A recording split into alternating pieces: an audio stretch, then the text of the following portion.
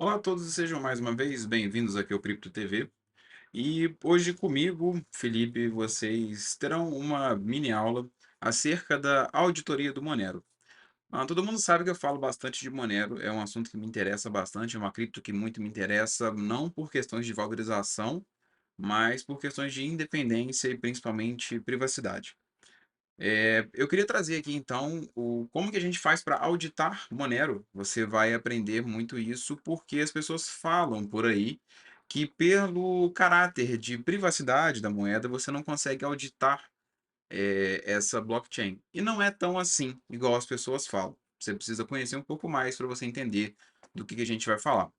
Antes de começar, então, eu só queria falar que existe um artigo no meu Substack com esse nome, Auditando Monero. É essa cara aqui, isso aqui é a cara do artigo, foi publicado em setembro de 23, então já tem muito tempo rodando aí. E quem continua falando isso certamente não leu o meu artigo, então leia e aprenda como que isso funciona. De toda forma, eu vou explicar isso aqui nessa aula. Bom, vamos ao que importa. Antes de começar, eu tenho que falar que o Cripto TV está com algumas coisas que são de extrema importância, que é o sorteio de Bitcoin sem KYC. Por que que isso é muito importante? Porque ele ajuda a gente a monetizar o canal, e quando a gente monetiza o canal, a gente começa a ofertar brindes para vocês, que é o que a gente faz com o sorteio, e também a gente consegue trazer coisas novas para o canal, principalmente no sentido de presentear quem é membro e quem participa dos sorteios. Ao final desse ano, por exemplo, a gente vai é isso mesmo, dar uma Trezor para algum desses sorteados que participam conosco e tal. Só que você tem que estar participando já há 12 meses. Então, esse mês é o último mês para entrar quem quiser participar dos sorteios e eventualmente concorrer a uma Trezor no fim do ano. De toda forma, ainda assim é válido porque a nossa intenção é sortear a cada 15 dias Bitcoin referente a R$ 1 por membro inscrito. Então, quando a gente tiver 1.000 membros, 500 membros que seja, vão ser R$ 500 sorteados de Bitcoin.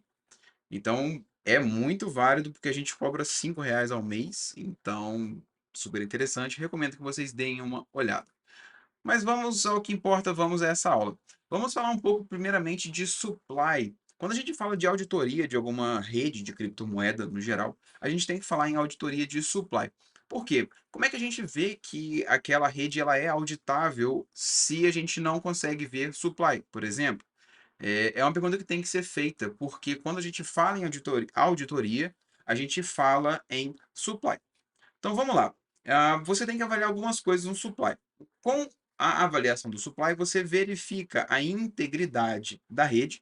Então você vai avaliar se essa rede ela consegue estar de acordo com aquilo que ela havia proposto. Então, se ela consegue estar, ela está íntegra, mesmo que seja uma proposta ridícula. Emissão segue controlada e se a privacidade ou os dados envolvidos nessa blockchain continuam preservados, que também é meio que parte, né, dessa integridade da rede que a gente está falando. A gente tem que olhar supply, não tem como não olhar supply quando a gente fala de auditoria, porque o supply é uma das coisas que mais mandam na rede. E se você tiver quebras de criptografia, a primeira coisa que alguém que conseguir quebrar essa criptografia vai querer fazer vai ser mudar de alguma forma o supply. Não no sentido de, agora eu posso ter mais moedas do que eu teria antes, mas no sentido de, se eu conseguir quebrar a criptografia do Bitcoin, o que que eu vou fazer? Eu vou emitir 1 milhão de Bitcoins para mim e vou vender tudo e vou ficar rico. Então, isso gera o quê? Um aumento de 1 milhão de Bitcoins na rede. Um problema de supply. Por isso que a gente olha supply quando a gente vai falar de auditoria. Bom, o quesito mais importante aqui quando a gente traz isso seria a emissão controlada. Por que que a emissão controlada é um quesito importante? Porque tanto o Bitcoin quanto o Monero, eles têm uma previsão de emissão de moedas. Eu não sei se você sabe, mas o Bitcoin, ele é inflacionário. Por quê? Porque você emite bitcoins através da mineração. Se emitir moeda é inflacionar, emitir bitcoins é o quê? Não invente outra palavra, é inflacionar. tá? É mesmo, tá tudo certo, não tem problema ele ser assim. Está previsto para que ele seja dessa forma, tá? E eventualmente, né, depois de 2140, quando você já não tiver mais a mineração de Bitcoin emitindo novos Bitcoins, aí sim você passa a ter uma moeda deflacionária. Até lá é inflacionário. Hoje a gente tem, conforme mostrado aqui, 6,25 Bitcoin de recompensa por bloco minerado, o que vai mudar daqui a pouquinho, vindo o próximo halving. Um detalhe é que cada bloco de Bitcoin é minerado em média a cada 10 minutos. O mesmo ocorre para o Monero, que te dá um retorno de 0,6 Monero a cada bloco minerado, o que é feito a cada 2 minutos. Então, olha só, quando a gente começa a falar em auditoria, a gente tem que falar de supply. Quando a gente fala de supply, a gente tem que entender um pouco de como que esse supply daquela moeda é mantido. A gente sabe que o Bitcoin ele tem 21 milhões de unidades e o Monero ele tem supply ilimitado. Vou falar sobre isso mais à frente.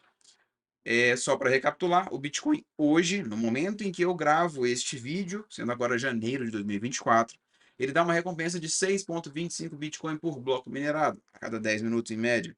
E o Monero 0,6 por bloco minerado a cada 2 minutos, e será isso para sempre, tá? Ad eterno. Bom, continuando aqui, vamos falar um pouco mais sobre o Monero e essas questões de supply. Vamos lá. Primeira coisa, o supply do Monero é ilimitado. As pessoas às vezes se assustam, né? Eu não sei por que motivo elas criaram na cabeça delas essa ideia de que o Bitcoin é muito bom, porque ele tem um supply ilimitado em 21 milhões, e tudo que tem um supply ilimitado é extremamente absurdo, abusivo, errado e etc. Inventam-se N palavras. E não é um problema o supply ser ilimitado. O problema é você ter uma emissão descontrolada de moeda. Então, por exemplo, por que a gente fala muito mal da moeda fiduciária? Porque a moeda fiduciária, além dela ter um supply ilimitado, você tem uma emissão totalmente descontrolada. É uma emissão que esse ano pode ser pouco, ano que vem pode ser nada, no outro ano pode ser muito. Isso tudo depende pura e unicamente de vontade de políticos. Por isso que a moeda fiduciária é mal vista por nós.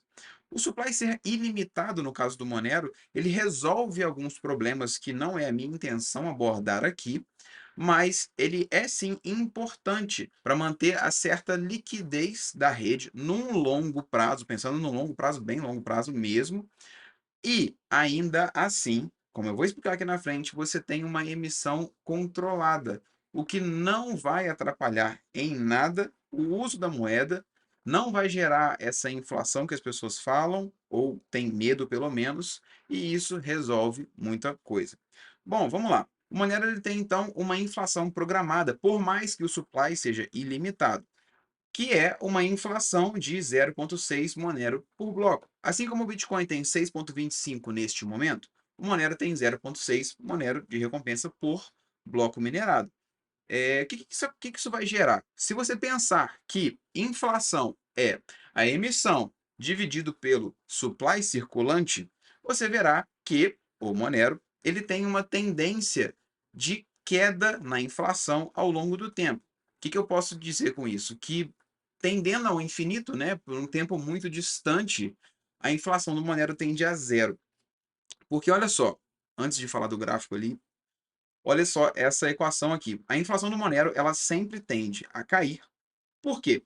Porque você tem uma emissão que é fixa, a emissão está até aqui, ó, 155.520 Monero por ano. Tá aqui, deixa eu dar um zoom para facilitar. Eu fiz essas contas, tá? Depois, quem quiser verificar, verifique. Mas você tem uma emissão que é fixa, porque são 0,6 Monero por bloco minerado a cada 2 minutos. Isso é fixo, é um negócio chamado tail emission.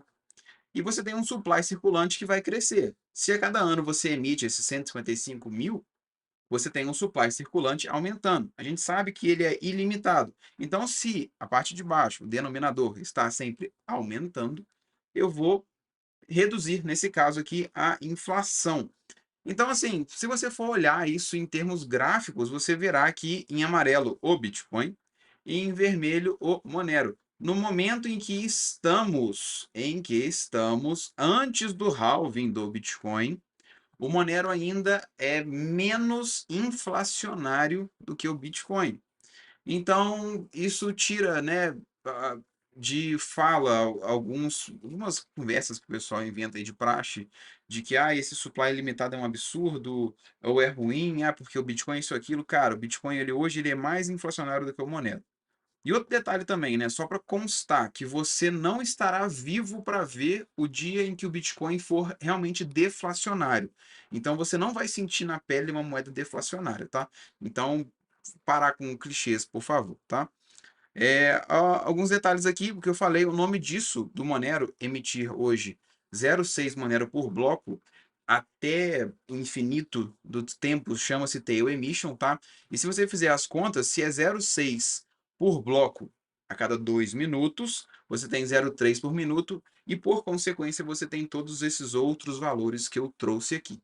Bom, isso são apenas algumas formas da gente começar a avaliar como que a gente vai tratar a auditoria de Monero. E é importante falar sobre esse assunto antes. Não tem como eu só falar assim, audita assim, assim, assado. São alguns pequenos detalhes que são importantes você saber, porque é o que a gente fala, não tem como você entender Bitcoin se a gente não, se você não entender a economia, ou algumas teorias monetárias. Aqui é o mesmo caso, né? Então vamos lá. Se a gente tem que, para auditar, entender supply, e agora que você entende um pouco sobre o supply do Monero e a emissão de Monero que vai impactar diretamente nesse supply, a gente chega agora a algumas questões que seriam problemas de supply. Isso aqui é um grande grupo, não é um problema do Monero. Isso aqui são problemas que podem ocorrer em qualquer criptomoeda do mundo. O primeiro desses problemas seria a quebra da segurança criptográfica. Por exemplo, uma criptomoeda nada mais é do que uma moeda que tem criptografia envolvida nela. Tá? Bitcoin é uma criptomoeda, antes que você fale que não. Se você tem uma quebra dessa segurança criptográfica, ou seja, se você tem uma quebra da criptografia, se você tem alguém que consegue hackear aquilo, você terá certamente um problema na integridade, uma falha naquilo e que vai muito provavelmente afetar o supply. Por quê? Quem quebrar isso vai querer, de alguma forma, mexer no supply para criar moedas para si e então vender e ficar rico, o que seja, né? Se você conseguisse uma forma de entrar lá no Banco Central e fazer Pix para si mesmo, você faria. Então seria mais ou menos isso, né? Uma outra forma, um outro problema de supply seria a falha de implementação. A falha de implementação seria algum erro que viesse a causar esses dois problemas que estão aqui, uma inflação detectável ou uma inflação indetectável. Vamos aos casos. Digamos que você tem uma criptomoeda que tem um código e esse código de alguma forma está errado. Esse código, em algum momento, ele pode gerar, ou alguém pode talvez acessar ele e, sei lá, de alguma forma gerar uma falha de implementação e essa falha vai gerar uma inflação, porque é isso que a pessoa vai fazer. A inflação detectável seria uma inflação que pode ser vista na blockchain daquela criptomoeda. Aconteceu com o Bitcoin. Esse Bitcoin nunca foi hackeado, já. Mais ou menos, não é hackeado o termo, tá? Mas já houve problemas com o Bitcoin. Se você quiser aprender, veja aqui, ó, a bloco 74638. Aconteceu lá em 2010. Tem outro incidente também, acho que em 2011, 2012, que teve um problema de supply no Bitcoin, porque alguém conseguiu emitir mais Bitcoins, mas foi tudo resolvido. Hoje está tudo certo, o Bitcoin segue soberano. Mas já existiu esse problema. O que aconteceu aqui foi que alguém emitiu, se você olhar aqui, pô, trilhões de bitcoins. Era bilhões, na verdade, eu acho. E essa emissão, obviamente, que estranhou as pessoas que acompanhavam a rede, porque você tinha uma emissão programada. E em nenhum momento nessa altura de bloco, né, no 74.000, você teria isso tudo de Bitcoin já emitido. Então chamou a atenção, foram investigar e viram que realmente alguém havia conseguido gerar uma inflação. Essa inflação ela foi detectável. Por que que ela é detectável? Porque a blockchain do Bitcoin permite com que você veja isso. É uma blockchain aberta. você pode ter um problema chamado inflação indetectável, que é uma coisa que aconteceria, por exemplo, no Monero, visto que você não consegue ver as coisas tão abertamente igual a gente vê no Bitcoin. Em tese seria isso? Seria. Como então que eu vou garantir que o Monero não tem essa inflação indetectável? Será que já não está tendo uma inflação absurda e eu estou perdendo poder de compra? É uma boa indagação, mas eu vou te mostrar aqui que tem formas disso ser mitigado. Só para constar aqui, eu estou com um novo Telegram. Quem quiser comprar através de P2P vai falar diretamente com agora a empresa Sovereign Swap. Aqui está o Telegram, tá? E não só compra de criptomoedas no P2P, sem KYC, total privacidade, mas também empréstimos colateralizados em Bitcoin, tá? Novidade, eu ainda estou para falar mais disso no futuro. Mas enfim, continuando aqui. Eu vou trazer algumas tecnologias do Monero que vão mostrar para você que essa inflação indetectável, ela é muito improvável. Não vou falar que ela é impossível, tá? Mas ela é extremamente improvável. Improvável o quanto? O quanto você confia no Bitcoin? É mais ou menos a mesma coisa, tá? Então, vamos lá. Tecnologias do Monero. A gente tem, primeiramente, o comprometimento de Penderson. Ele garante que moedas não sejam criadas entre transações. Eu vou explicar de uma forma muito simples, muito simplória, porque envolve muita criptografia. Criptografia até que eu não entendo muito bem. Mas, o que o comprometimento de Penderson faz? Ele, sem ver os valores envolvidos numa transação, ele consegue falar para você que A mais B é igual a zero. Hein? Bom, deixa eu te explicar. O que acontece? Toda vez que você manda dinheiro para alguém, sai um saldo da sua carteira. Então, se eu mandei R$ 10 para você, então é menos 10 na minha, mais 10 na sua. Se você mandou R$ 20 para mim, é menos 20 na sua, mais 20 na minha. Então, o que acontece? Essa movimentação é super simples. O que tem de dinheiro numa carteira, como você pode olhar aqui, é o input, é o que entra na carteira. Então, entrou na carteira 10 Monero. Então, teve um input de 10. Saiu 10 Monero dessa carteira, teve um output de 10. Exemplos, tá? E esse output que sai da sua carteira vai entrar na carteira de alguém, vai ser um input na carteira de alguém e assim em diante, tá? Então, o que acontece? Se você for olhar, toda vez que sair dinheiro de uma carteira, por exemplo, saiu dinheiro da minha carteira, é menos o que saiu, mas mais o que está sendo colocado na sua carteira, o que foi enviado para você.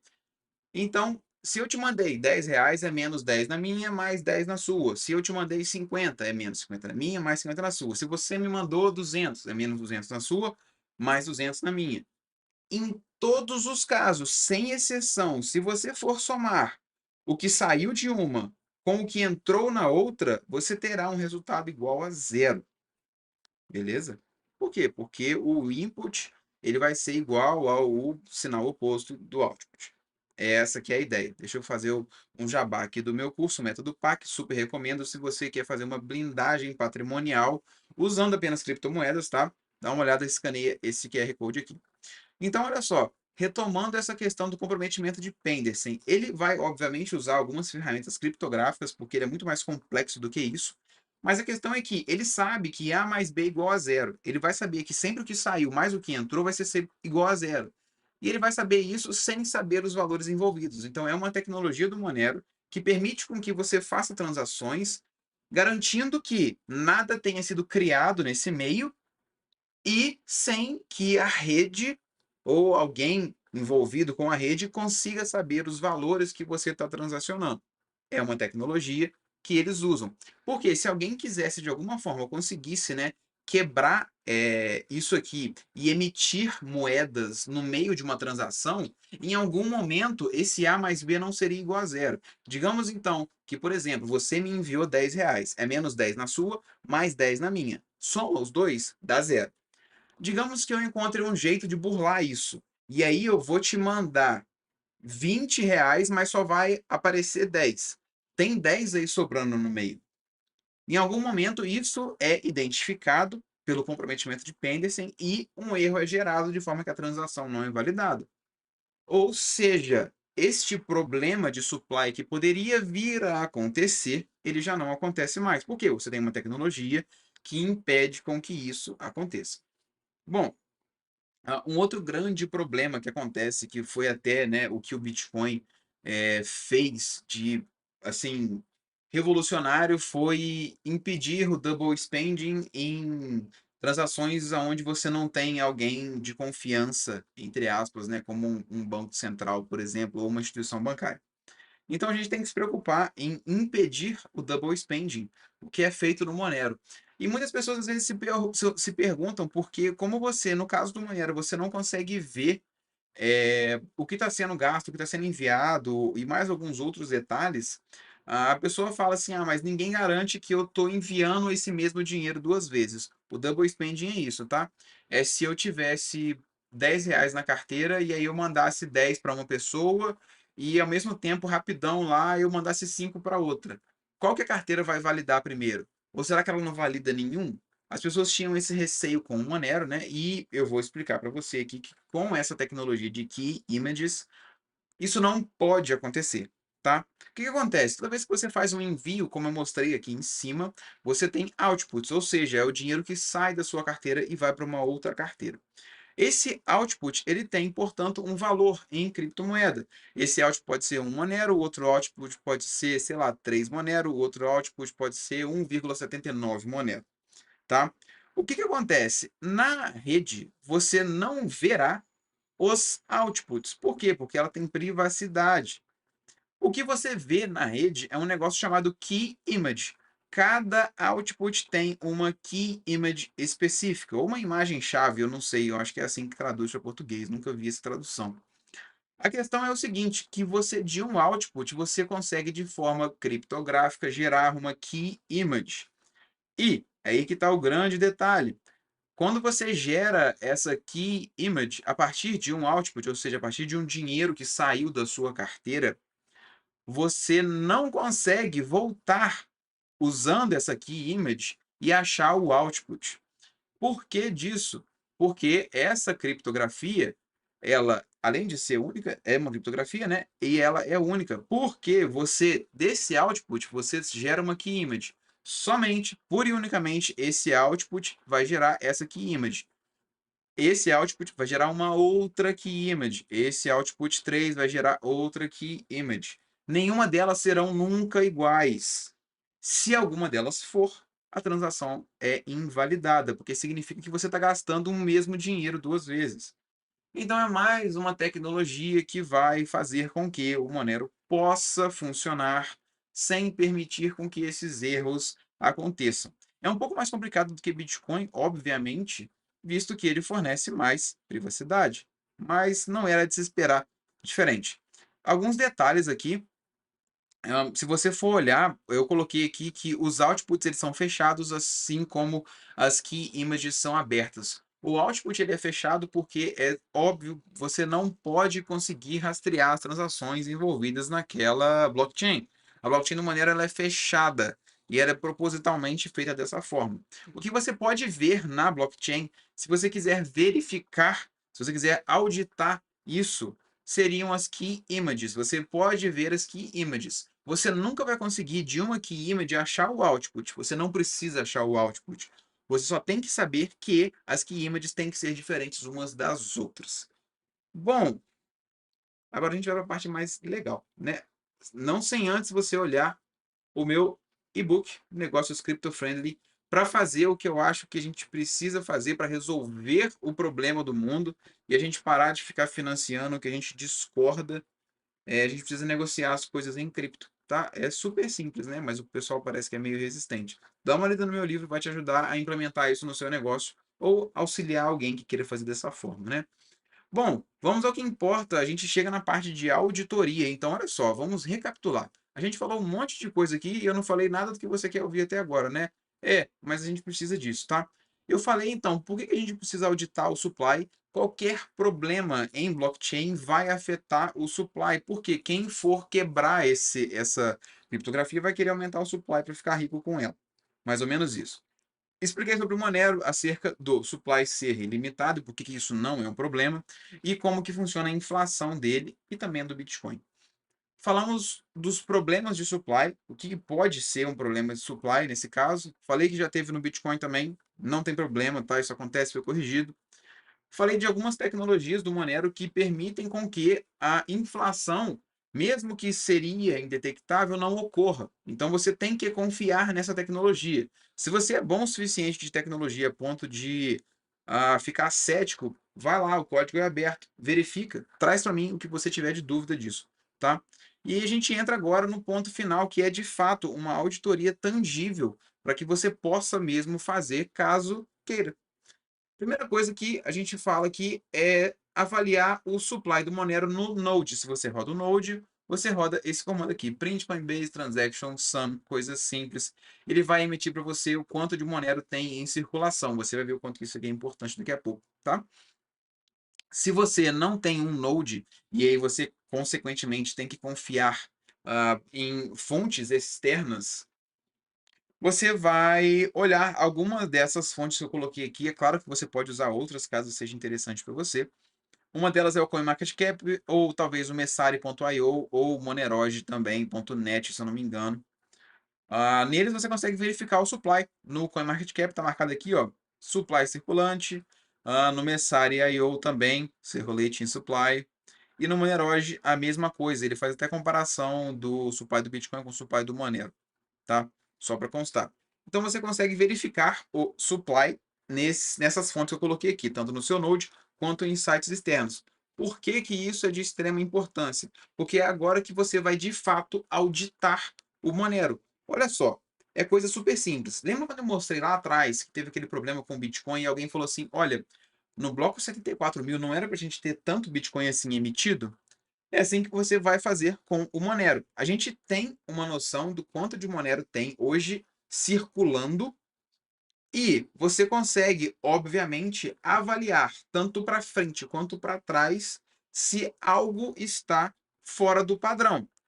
Aqui, o que eu trouxe para você? Uma conta básica de como a gente faz essa avaliação no punho mesmo, na mão, tá? É no papel, senta e faz as contas para você avaliar se o supply está de acordo com o previsto.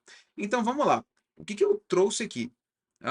Eu trouxe o gráfico do supply do Monero numa data 14/10/22, eu tendo um supply circulante naquele momento de 18.187.361 Monero.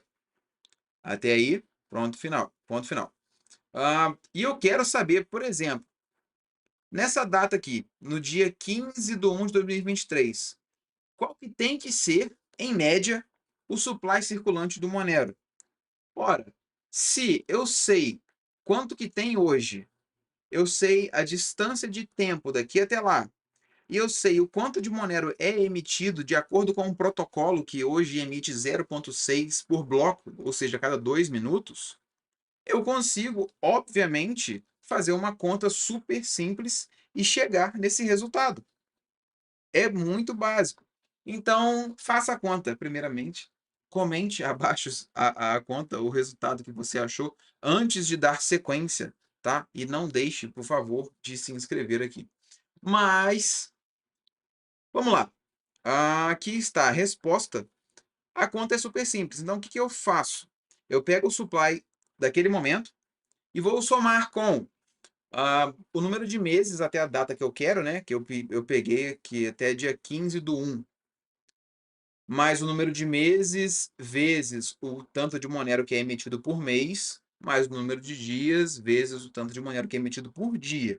Coisa simples, tá? Então, se eu tinha 18.187.361 de Monero naquela data que eu mostrei lá atrás, em 22, eu vou somar com o que é para ter sido criado de Monero nesse tanto de meses e dias. A diferença, se você não reparou, são 3 meses e um dia, de um para outro. Eu só fiz a conta. É para que eu tenha, nessa data nova, então, 18.226.673 Monero em média.